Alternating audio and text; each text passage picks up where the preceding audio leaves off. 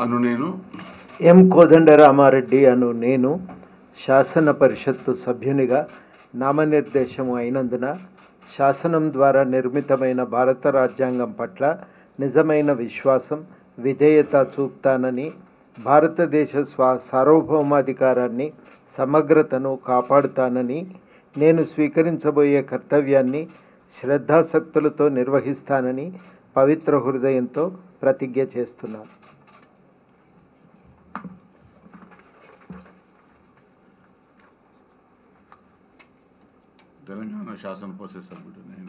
తెలంగాణ శాసన పరిషత్తు సభ్యుడనైన ఎం కోదండరామారెడ్డి అను నేను సభ నియమాలకు కట్టుబడి ఉంటానని, వాటిని అనుసరిస్తానని, సభ మర్యాదలను పాటిస్తానని, సంప్రదాయాలను గౌరవిస్తానని పవిత్ర హృదయంతో ప్రతిజ్ఞ చేస్తున్నాను.